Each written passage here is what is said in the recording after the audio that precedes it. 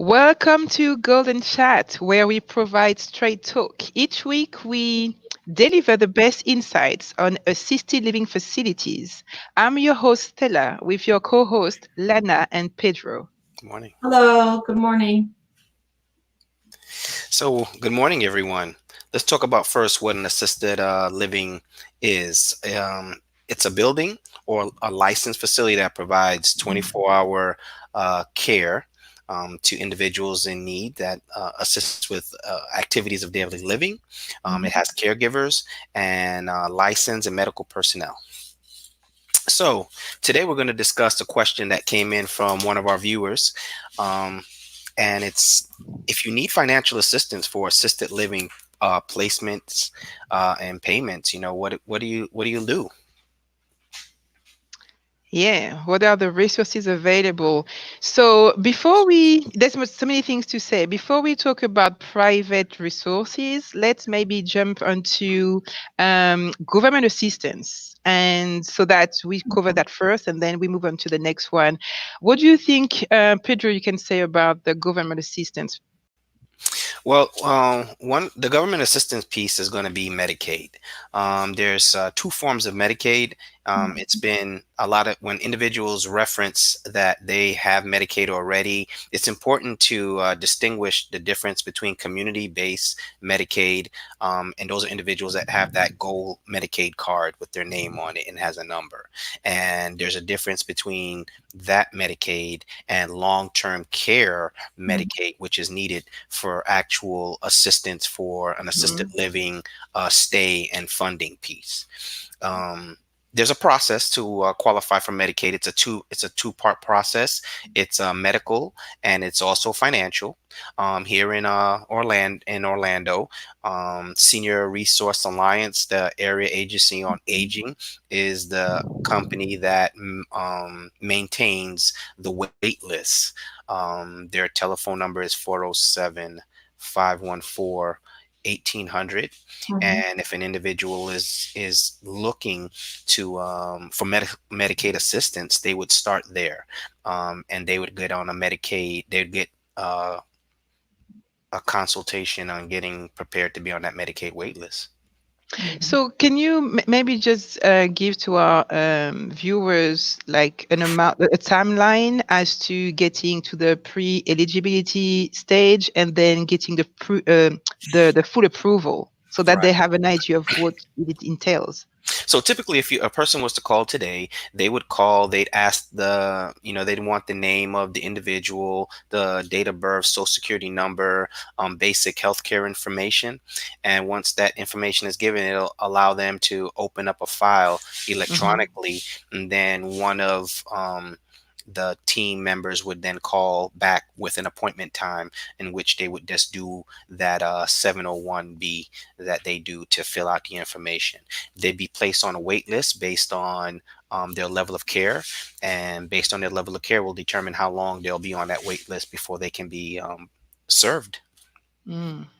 And So every provider is different too, because I know that a lot of family members that do apply for the Medicaid waiver, different providers move very quickly with getting them the eligibility approved or denied.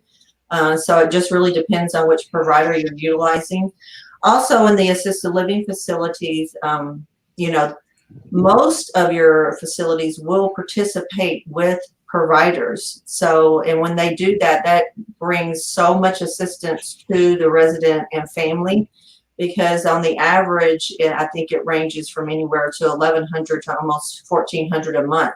So that assistance is tremendous for people that are eligible, and it's important for them to be able to resource those providers.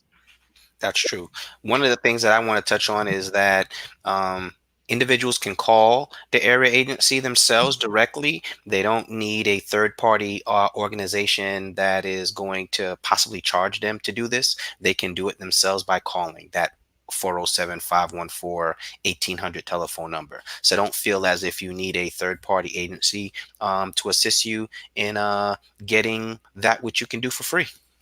And that's Yeah. true. And you also have to realize that not every provider works in that particular county. So that's another thing that's important. So when you make those calls, they may say, no, we actually don't provide in Seminole County, but we do in Orange County.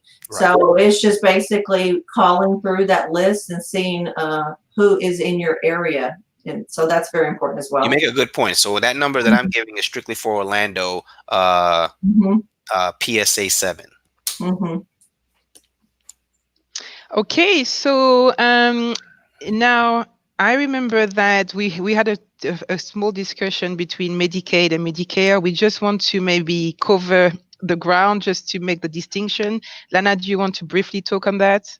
Yeah, you know, and I get calls on that all the time. And so what I tell the family members is that Medicare, I like to describe it this way. Medicare is an insurance program that's taking care of you. You have to be of age 65 and older to qualify, but Medicaid is aid from the government. So if you kind of think about the care versus aid, that's how I always tell the family members, that's how you distinguish it. And it just keeps it simple and easy, because it's very, very confusing when you start breaking everything down about Yeah. Medicare Part A, B, and all of that. It just gets very confusing. So I try to keep it very simple for my families when they call. That's good. That's good to point out. So we touched on government assistance. Now let's talk about insurance, long-term care insurance. And Pedro, I'm going to give you the mic again. Well, okay. Well, long-term care insurance does cover assisted living stays for individuals.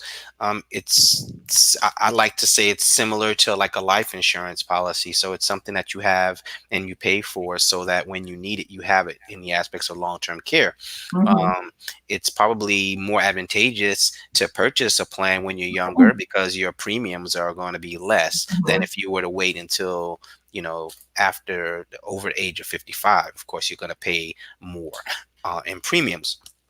But ultimately, many facilities participate in receiving payments from long-term care policies, and you determine the amount of coverage that you're wanting when when you fill out or when you sign up for the policy. Mm-hmm.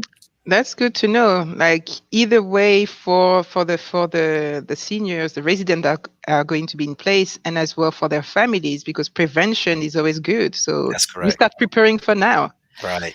Yeah. So now besides your retirement and pension plan that you already have in place, another resources for you, if you have any assets you want to liquidate, or if you have a property that you may consider selling, then there's an opportunity for you to actually derive some income or some revenue from it.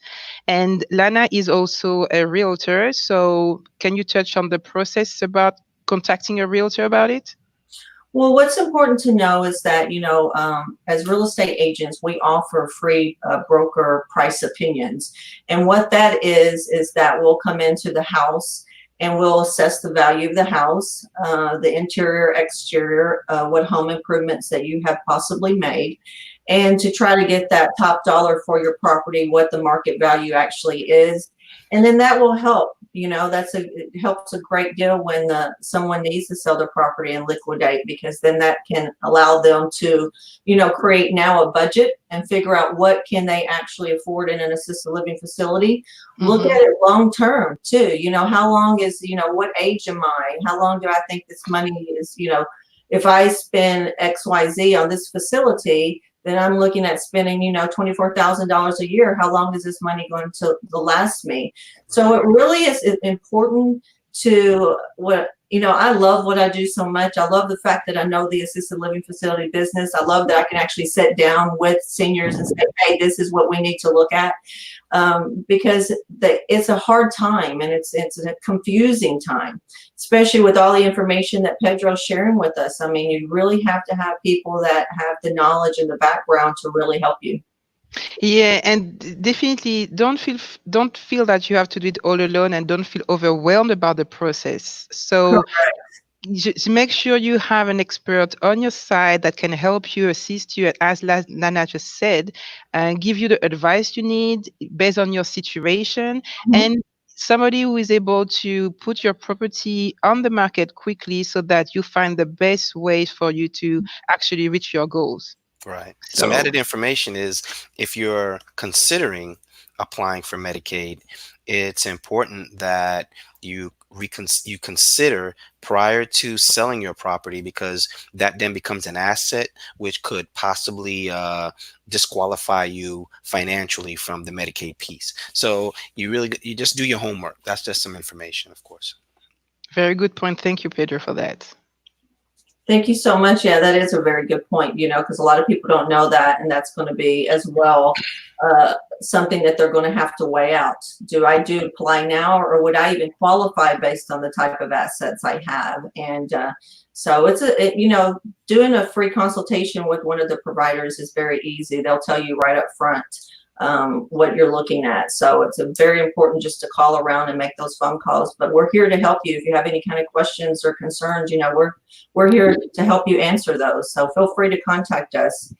Next week on Golden Chat, we're actually, we got a couple of emails in that people were discussing their, a particular situation that they're involved in, and they're trying to figure out, what is the best avenues and what can they do to help their family member. So you should stay tuned for Golden Chat next week, because you may see that you or your family members are they're involved in that same similar situation. Mm-hmm. So very important. So we'll have a nice little Golden Chat next week. Very good. So there's a way for you to contact us, and it appears on the screen as well. You can visit us at easierlivingforyou.com or call us at 407-794-7277, and feel free to email as well. We like receiving emails at hello@easierlivingforyou.com.